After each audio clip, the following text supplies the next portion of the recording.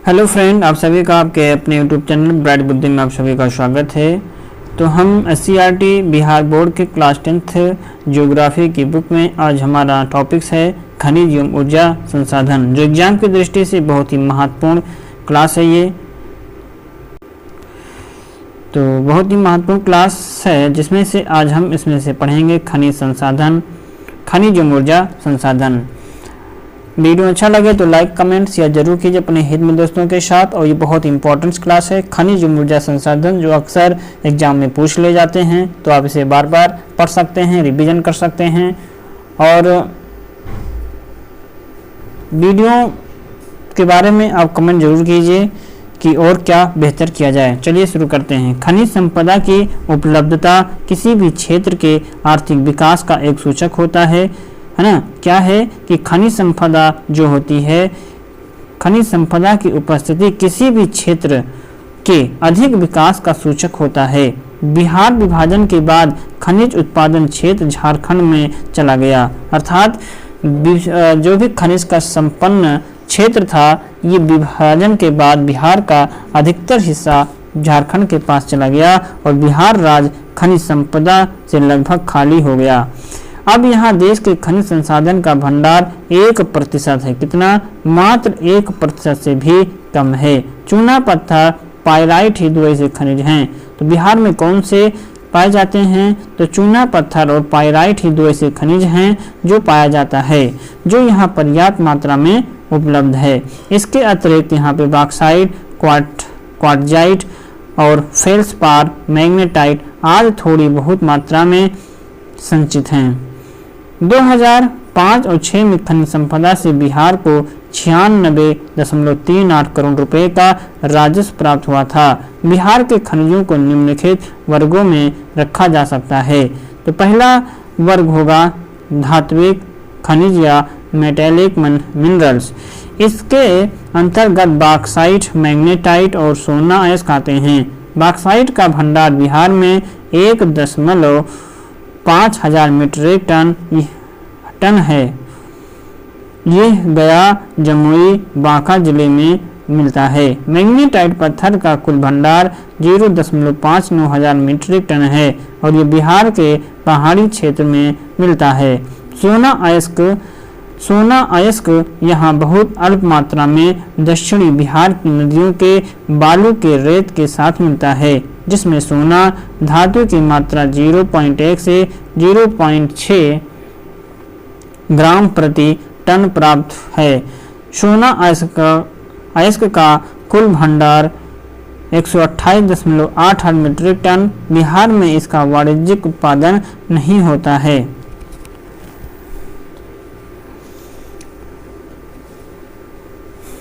क्या आप जानते हैं कि मॉस्को व्हाइट जो है बहुत ही उच्च कोटि का अभ्रक होता है। तो मॉस्को व्हाइट जो है यह एक प्रकार का अभ्रक है। मॉस्को व्हाइट एक बहुत ही उच्च कोटि का अभ्रक होता, इसे बंगाल रूबी के नाम से भी जाना जाता है। ये लाल तांबे के रंग का होता और इसकी परतें बहुत मोटी होती हैं, 15 से 30 सेंटीमीटर लंबी और 8 से 10 सेंटीमीटर चौड़ी होती हैं। अभ्रक मुख्य रूप से 3 प्रकार का होता है। एक होता है मॉस्को व्हाइट, फ्लोगोफाइट एवं बायोटाइट। ये 3 प्रकार के होते हैं। दूसरा है अधात्विक खनिज, जिसे चूना पत्थर, अभ्रक, dolomite, silica, sand, pyrite, quartz और फेल्सपार, चीनी मिट्टी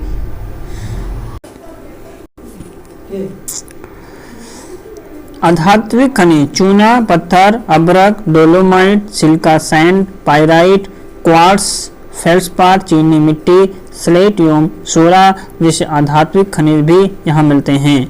बिहार में चूना पत्थर का भंडार 210.85 हजार मीट्रिक टन है। ये मुख्य रूप से कैमूर एवं रोहतास में मिलता है। तो बिहार में चूना पत्थर का कुल भंडार 210.85 हजार मीट्रिक टन है। ये मुख्य रूप से कैमूर एवं रोहतास में मिलता है।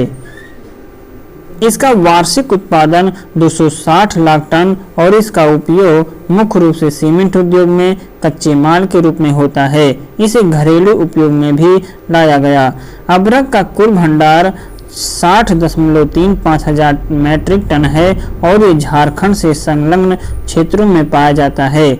नवादा, जमुई और बांका जिलों में इसका भंडार है। बिहार में मास्को व्हाइट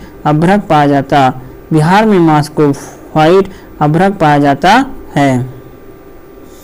कैमूर और रोहतास जिले में डोलोमाइट का भंडार है। तो कैमूर और रोहतास में ये डोलोमाइट का भंडार है। किसका?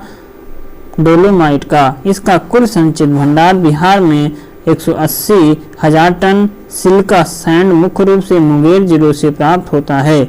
इसका कुल भंडार 5.25 हजार मीट्रिक टन पाइराइट है। इसके लिए रोहतास का अमझोर पहाड़ी प्रसिद्ध। दूसरा केंद्र कैमूर जिला। बिहार में पाइराइट भंडार 98.79 हजार मीट्रिक टन है और अब यह बिहार का सबसे महत्वपूर्ण खनिज है।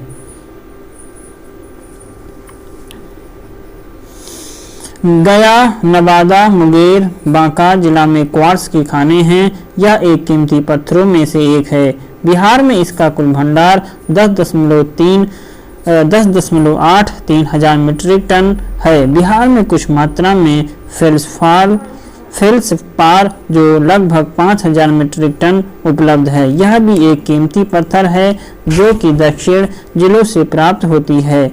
चीनी मिट्टी का भंडार भागलपुर, मुंगेर, बांका जिला में है। इसका कुल उत्पादन 1.2 लाख मीट्रिक टन और लखीसराय, मुंगेर, भागलपुर जिले में स्लेट के संभावित भंडार हैं।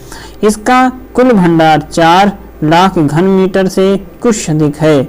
सारण, पूर्वी चंपारण, पश्चिमी चंपारण, मुजफ्फरपुर, पटना, नालंदा, जहानाबाद, औरंगाबाद में सोरा पर्याप्त मात्रा में मिलता है। परमाणु खनिज ग्रेफाइट जिसे हम ब्लैक लीड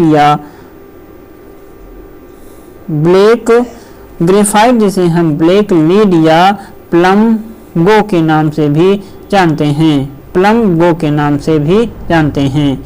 यह मुख्य रूप से रिफैक्ट्री उद्योग में उपयोग किया जाता है। रिफैक्ट्री में ये मुंगेर, रोहतास जिलों से प्राप्त होते हैं। ईंधन खनिज गंगा द्रोणी में खनिज तेल मिलने की संभावना है। प्रकृति तेल या प्राकृतिक गैस निगम कैनर्स बहु राष्ट्रीय कंपनी की मदद से इस ओर प्रयास चल रहा है। दरभंगा, चंपारण क्षेत्र में खोज का काम चल रहा है। इन खनिजों के अतिरिक्त ग्रेफाइट, उच्च कोटि के बालू, क्ले मिट्टी का पर्याप्त भंडार, ग्रेनाइट का भंडार जहानाबाद, अरवल, मुंगेर, जमुई, नवादा, भागलपुर और बांका जिला में है। शक्ति के साधन बिहार शक्ति के साधनों में से किसी भी साधन में विकसित नहीं है। इस संबंध में दूसरे पर अधिक निर्भर रहना पड़ता है। इस क्षेत्र में कुछ इकाई विकसित हैं भी तो वह परंपरागत स्रोतों में तापीय विद्युत केंद्र है। परंपरागत ऊर्जा के स्रोत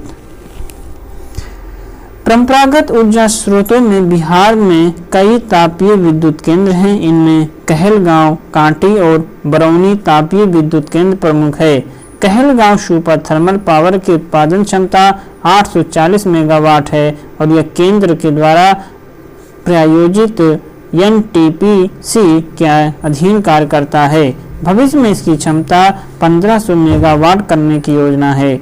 कांटी तापीय विद्युत केंद्र मुजफ्फरपुर के निकट है। इसकी उत्पादन क्षमता 120 मेगावाट है और बरौनी ताप विद्युत परियोजना की स्थापना रूस के सहयोग से किया गया था। इसकी उत्पादन क्षमता 145 मेगावाट है। इन परियोजनाओं के अतिरिक्त कुछ प्रस्तावित तापीय परियोजनाएं भी हैं। इनमें बाढ़ और नबीनगर तापीय विद्युत परियोजना है। बाढ़ प्रस्तावित तापीय विद्युत परियोजना की प्रस्तावित उत्पादन क्षमता 200 मेगावाट है। इसके संपर्क या इसके तैयार हो जाने के बाद दक्षिण बिहार का बिजली संकट समाप्त हो जाएगा और इस तापीय विद्युत परियोजना का निर्माण कार्य एनटीपीसी के द्वारा हो रहा। यह घटना जिला के बाढ़ अनुमंडल में और यह काम तेजी से चल रहा है। क्या आप जानते हैं Kahalgaon super thermal power Bihar की सबसे बड़ी तापीय विद्युत परियोजना है। इसकी स्थापना 1979 में किया गया। बरौनी ताप विद्युत परियोजना 1970 में स्थापित हुआ और कहलगांव और कांटी के लिए कोयला झारखंड के खानों से प्राप्त किया जाता है, जबकि बरौनी के लिए कच्चा माल एवं डीजल बरौनी तेल शोध व कारखाने से मिलता है। नवीनगर तापीय विद्युत परियोजना का निर्माण रेलवे एवं एनटीपीसी के संयुक्त प्रयास से हो रहा। इसका प्रतीक या प्रस्तावित उत्पादन क्षमता 1000 मेगावाट है और यह औरंगाबाद जिला में है। जल विद्युत बिहार में जल विद्युत परियोजना पर तेजी से काम हो रहा। इसके विकास के लिए 1982 में बिहार राज्य जल विद्युत निगम का गठन किया गया। इसके द्वारा 2025 मेगावाट उत्पादन का लक्ष्य रखा गया।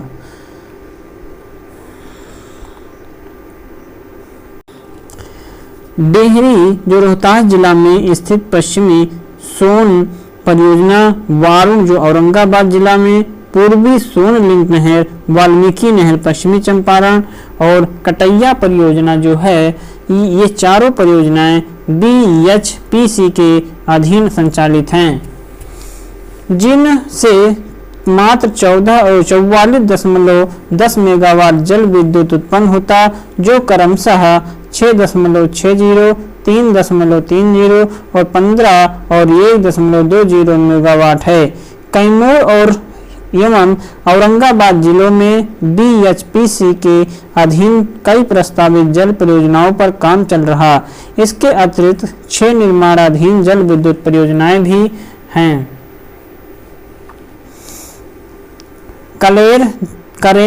कलेर, अगनूर बगहा पश्चिमी चंपारण, ओबरा औरंगाबाद, तेजपुर डेहरी रोहतास का डेगबाग और नासरीगंज रोहतास का नासरीगंज, नोखा जो रोहतास का जयनगर जल विद्युत परियोजनाएं हैं।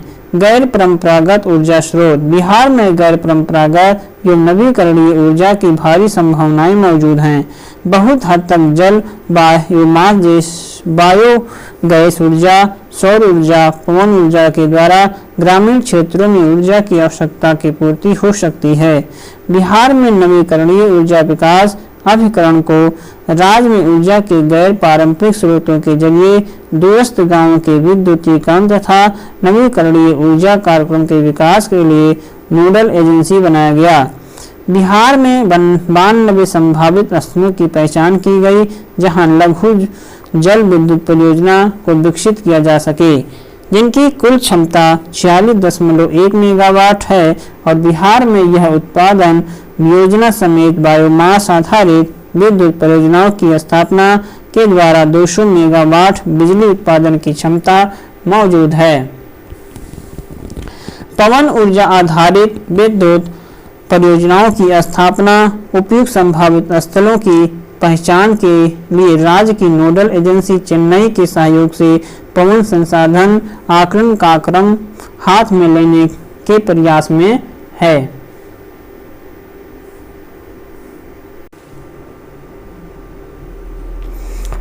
बायोगैस गांवों में भोजन बनाने संबंधी आवश्यकताओं की पूर्ति के लिए नवीकरणीय ऊर्जा का एक महत्वपूर्ण स्रोत है। इस दिशा में प्रयास जारी है और अब तक 1.25 लाख संयंत्र स्थापित किए जा चुके हैं। नवीकरणीय संसाधन वो संसाधन होते हैं जिनका प्रयोग हम दोबारा कर सकते हैं, अर्थात ये कभी समाप्त न होने वाले संसाधन होते हैं, जैसे कि पवन ऊर्जा, सौर ऊर्जा। ऐसे ऊर्जा जो हैं ये नवीकरणीय संसाधन के अंतर्गत आता है। गैर परंपरागत ऊर्जा क्या है? गैर परंपरागत ऊर्जा जो होता है ये नवीकरणीय ऊर्जा की भारी संभावनाएं मौजूद होती हैं, अर्थात नवीकरणीय संसाधन ही गैर परंपरागत ऊर्जा के अंतर्गत आता है। और इसी के साथ यह अध्याय भी समाप्त होता है। तो इसमें से पहला क्वेश्चन है कि बिहार में खनिज तेल मिलने की संभावनाएं हैं हिमालय क्षेत्र से, दक्षिण बिहार के मैदान में या दक्षिणी बिहार के पहाड़ी क्षेत्र में, गंगा के द्रोणी में। तो बिहार में खनिज तेल मिलने की संभावना कहाँ पर है? चूना पत्थर का उपयोग मुख्य रूप से किस उद्योग में किया जाता है? सीमेंट उद्योग, लोहा उद्योग या सीसा? तो सीमेंट उद्योग में। पाइराइट खनिज है, कैसा खनिज पाइराइट है? अभी हम ऊपर पढ़े थे धात्विक खनिज, अधात्विक खनिजों के बारे में पढ़े थे। तो इसमें से जो पाइराइट है ये किस प्रकार का खनिज है? अधात्विक खनिज है या धात्विक खनिज आता है? तो आप यहाँ पर देख सकते हैं पाइराइट है, तो पाइराइट एक अधात्विक खनिज है। तो ऑप्शन भी इसमें से पाइराइट होगा। तो पाइराइट क्या है? यह एक अधात्विक खनिज है, पाइराइट। बिहार के सोना अयस्क से प्रति टन शुद्ध सोना प्राप्त होता है। तो बिहार के सोना अयस्क से प्रति टन कितना सोना प्राप्त होता है?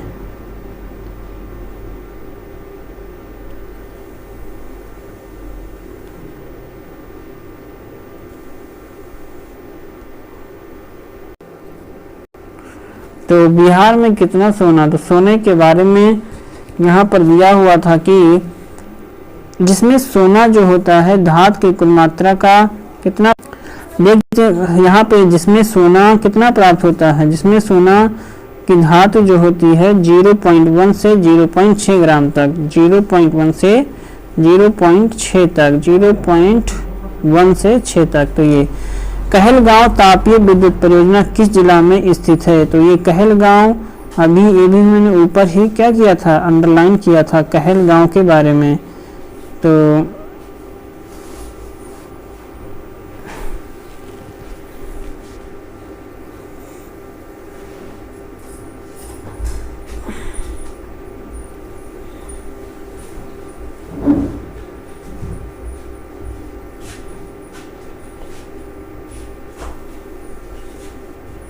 ये यहाँ पे Kahalgaon super thermal power Bihar की सबसे बड़ी तापीय विद्युत परियोजना है। क्या है? तापीय विद्युत परियोजना जिसकी क्षमता 840 मेगावाट है। ये है केंद्र के द्वारा प्रायोजित NTPC के अधीन कार्य करता है। इसकी क्षमता 1500 मेगावाट है। कहलगांव, तो क्वेश्चन में क्या था? क्वेश्चन में पूछ रहा था कि ये किस जिला में स्थित है? कहलगांव, कहलगांव के जिला में स्थित है।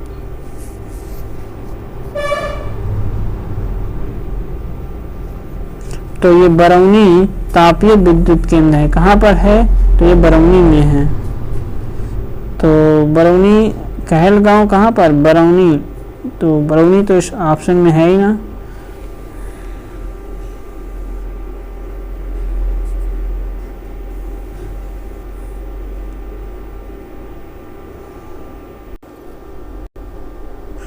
तो बिहार में खनिज तेल मिलने की संभावनाएं दक्षिण बिहार के पहाड़ी क्षेत्र में है। चूना पत्थर का प्रयोग मुख्य रूप से सीमेंट उद्योग में करते हैं।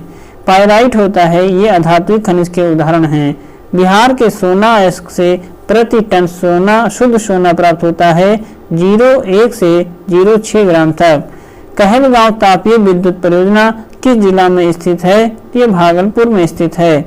कांटी तापीय विद्युत परियोजना किस जिला में स्थित? तो ये मुजफ्फरपुर जिला में स्थित है। बिहार में BHPC द्वारा बृहद परियोजना का संख्या 4 है। तो इनमें से कोई ऑप्शन सही नहीं है, इसलिए गलत। बिहार में कार्यरत जल विद्युत परियोजनाओं की कुल विद्युत उत्पादन क्षमता 44.24 मेगावाट है। इसी के साथ यह अध्याय समाप्त होता है। हम अब मिलेंगे नए अध्याय जिसमें बिहार का उद्योग एवं परिवहन के बारे में जानेंगे। वीडियो में अच्छा लगे तो लाइक, कमेंट, शेयर जरूर कीजिए अपने हित में दोस्तों के साथ, और जो चैनल पे पहली बार आए हैं चैनल को सब्सक्राइब करके बेल घंटी जरूर बजाएं। तो चलिए मिलेंगे हम नेक्स्ट क्लास में, तब तक आप पढ़ते रहें, मस्त रहें, नमस्कार।